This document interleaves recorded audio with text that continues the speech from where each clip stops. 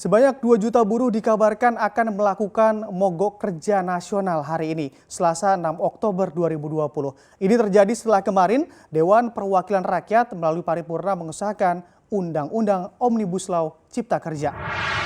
Hal tersebut ditegaskan Presiden Konfederasi Serikat Pekerja Indonesia KSPI Said Iqbal. Mogok akan dilakukan dari 6 hingga 8 Oktober 2020.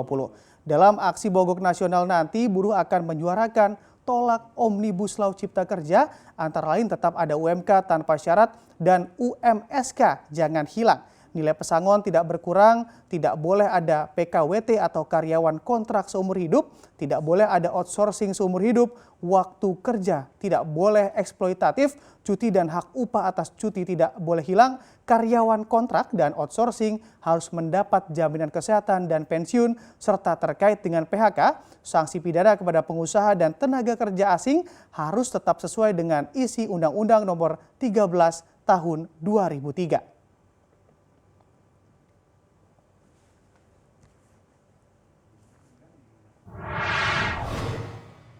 Dan untuk mengetahui informasi terkini terkait mogok yang dilakukan buruh hari ini, kita bergabung dengan jurnalis CNBC Indonesia, Arif Subakti.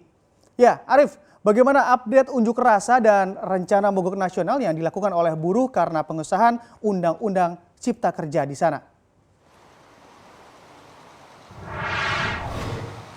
Baik, Bramudia, memang sampai saat ini di depan gedung DPR RI juga terlihat sejumlah petugas yang melakukan sejumlah siaga dan juga aksi antisipasi menghindari aksi ricuh yang diakibatkan oleh demonstrasi yang akan dilakukan oleh para buruh sendiri. Meski demikian, sampai saat ini juga belum terlihat adanya aksi ataupun sejumlah kelompok dari para buruh sendiri yang melakukan kegiatan ataupun melakukan unjuk rasa di depan gedung DPR RI sendiri. Dan seperti yang kita ketahui, meski memang dari tanggal 6 Oktober hingga 8 Oktober direncanakan sebagai aksi mogok dari para buruh sendiri, namun juga sejumlah demonstrasi yang digelar di sejumlah titik, sampai saat ini masih belum ada aksi demonstrasi yang besar-besaran dilakukan di depan gedung DPR RI sendiri. Dan seperti yang kita ketahui juga bahwa Undang-Undang Omnibus Law yang sempat ramai beberapa waktu lalu dan telah ditetapkan oleh DPR RI bersama pemerintah kemarin sore, sampai saat ini terus menimbulkan kontroversi serta penolakan dari para buruh sendiri.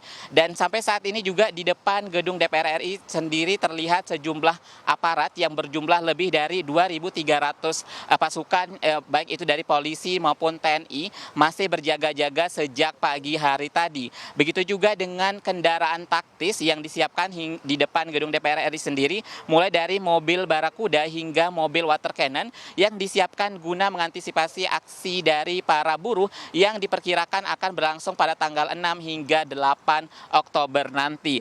Begitu juga dengan Konfederasi Serikat Pekerja Indonesia yang memang sebelumnya telah mengkonfirmasi akan melakukan penolakan besar-besaran terhadap disahkannya Undang-Undang Omnibus Law Cipta Kerja sendiri. Dan meski demikian, situasi di depan gedung DPR RI seperti di Jalan Gatot Subroto sampai saat ini masih terlihat lengang dan masih terlihat sejumlah mobil berlalu lalang seperti biasa. Dan seperti yang kita ketahui juga bahwa sampai saat ini masih ada sejumlah poin penting yang menjadi titik poin yang memberatkan hati para buruh sendiri, seperti dihapuskannya upah minimum sektoral, karena memang upah minimum sektoral yang sempat ada sebelumnya harus dihapuskan karena adanya Undang-Undang Omnibus Law Cipta Kerja sendiri, di mana upah minimum juga akan ditetapkan berdasarkan laju inflasi dan juga pertumbuhan ekonomi. Dan dihapuskannya upah minimum sektoral ini membuat adanya ketidakadilan bagi para buruh sendiri yang bekerja di sektor-sektor tertentu. Begitu juga dengan upah pesangon yang disahkannya Undang-Undang Omnibus Law Cipta Kerja, upah pesangon akan berkurang dari yang sebelumnya 32 kali upah menjadi 25 kali upah saja. Dan ini tentunya sampai saat ini terus menimbulkan kontroversi dan memang karena memberatkan hati dari para buruh sendiri. Begitu juga dengan kontrak kerja tanpa batas waktu yang dianggap memang hal ini bisa menimbulkan adanya eksploitasi dari para buruh sendiri. Karena meski pemerintah mengatakan bahwa adanya PKWT ini bisa menimbulkan fleksibilitas fleksibilitas dan memudahkan para perusahaan, namun ini juga bisa menimbulkan potensi adanya eksploitasi dari para pekerja sendiri. Dan begitu juga dengan adanya isu mengenai outsourcing seumur hidup yang akan berlaku dengan adanya Undang-Undang Omnibus Law Cipta Kerja.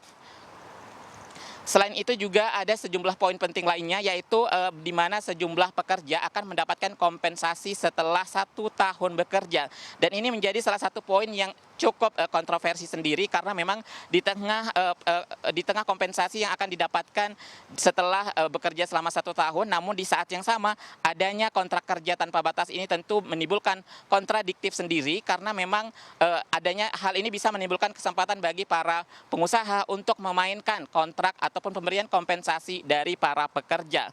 Begitu juga dengan 2 poin lainnya yang masih menjadi titik komplain dari para buruh sendiri, yaitu waktu kerja yang berlebihan, serta yang terakhir adalah hak upah cuti yang akan hilang, karena meskipun memang sejumlah cuti haid maupun sejumlah cuti hamil yang dijamin oleh pemerintah, namun di saat yang sama para pekerja tidak akan mendapatkan upah ketika mereka mengambil cuti. Dan tentu hal ini sampai saat ini terus menimbulkan sejumlah gelombang penolakan dari para buruh.